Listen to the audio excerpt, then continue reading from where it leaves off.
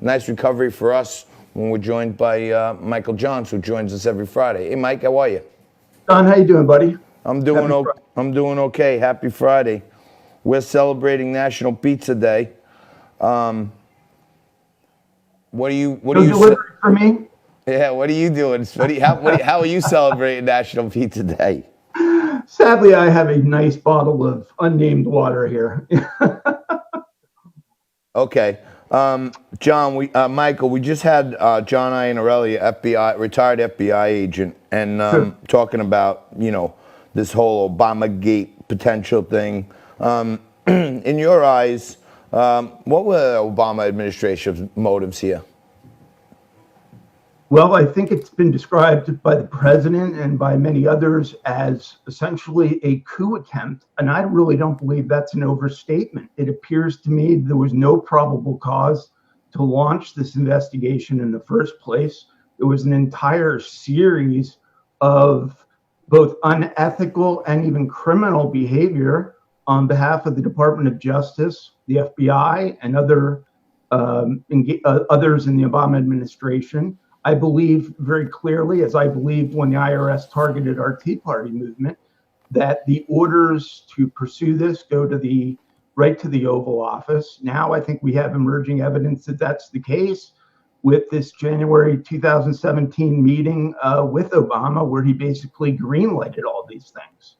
The handling of Flynn is outrageous. The Department of Justice, frankly, at this point, needs to do two things in my view. One is there's a thing called a writ of prohibition that's very uncommonly used in federal law. That would allow the Justice Department to basically intervene in this Flynn case, indicating that there is no probable cause, and remove this case on that basis. And secondly, is I believe we frankly need a special prosecutor at this point to look into the Russia investigation itself. The idea. I think AG Barr is doing a good job. Don't get me wrong. I really want to say I think he's doing a good job. He's moving this Justice Department in the right direction. But this idea that institutionally DOJ has completely recovered from its prior corruption is, I think, a misjudgment and an overstatement. At this point, you really need, I think, a fresh look at all of these issues, what launched the investigation, how it was conducted, and whether or not there were crimes committed. So as scary as this sounds, and as much as we all hated it, should there be another new independent counsel? I think there has to be. We really have to, because obviously we have the John Durham investigation that's been launched. Now, a lot of people, like the IG report before it, have held out hope that we would unearth and have the basis for holding accountable individuals in the Obama administration for acts of wrongdoing through those processes. But I think at this point, there's every reason to believe this is more of a review of process. It's more of an administrative review than it is a criminal investigation. None of the things that you would commonly see in a criminal investigation have transpired yet. None of these big names of, Obama, Biden, Clinton, DNC operatives, Comey, Strzok and Page, none of these people are really being engaged in that process to date.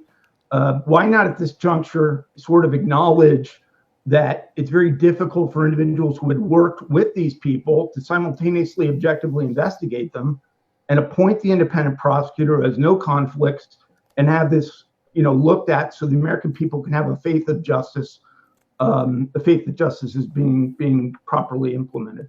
Let me ask you this, because I know this is a tricky question, but I'd like to get your take on it. Let's just say they were going to have an independent prosecutor. I'd love to have Rudy or somebody like that, obviously, but that wouldn't sound too independent. Who would you suggest that would be fair and equitable in this? Someone who has not served in the Department of Justice or the FBI, and who has personal relationships with the individuals that are going to be targeted. Someone who was not involved in either of the campaigns of 2016, either that of the president or of Hillary Clinton, and who has a solid, objective record of nonpartisan administration of justice, is capable of leading an investigation that would be vast and involve, people of high power under oath, and would, essentially would have the confidence of both parties and of those who have been unjustly targeted through this investigation. Yeah, unfortunately, years ago, I could probably pick out, a dozen people on both sides of the aisle that most people would say, hey, that's a good straight up guy, and I'd believe him whether I'm with his party or not. These days, when I think about it, I honestly can't think of one. I can think of a bunch, but I can't think of one that the other side would automatically say, he or she is perfect. Well, you've heard me and many others, at the risk of oversimplifying it, say that the U.S. Constitution is a brilliant document and that it is the foundation of all individual liberty. It is that precisely because every human being is flawed. Every human being brings some degree of bias or judgment to the issues that they confront, even if they endeavor their hardest not to do it. So, we don't want to end up in a position where we're allowing individuals like this district judge, Everett Sullivan, or the individual who he's now appointed, John Gleeson, to continue the Flynn case. Both of these are Bill Clinton appointees. Both of them, I'm almost sure, are Democrats, and certainly have treated this thus far as a partisan endeavor to bring down Flynn. I simply have never heard of a prominent case where the Department of Justice has dropped the prosecution, but the judge involved has refused to accept what, oh, by the way, was over 100-page motion. It wasn't like they simply said, hey, we don't see any basis for this, drop it. I can't. 100 pages of justification for dropping this case, and yet it continues on. And essentially... Yeah, I can't believe it. It's supposed to be this adversarial relationship, prosecutor, defendant. There's nothing adversarial. Both of them want out. Unfortunately, Johnny, Mike, we got to leave it there. We're up against a hard break here. Michael Johns joins us every single Friday. He is the co-founder of the Tea Party Patriots, and we'll see him again next week. We'll see you right after this.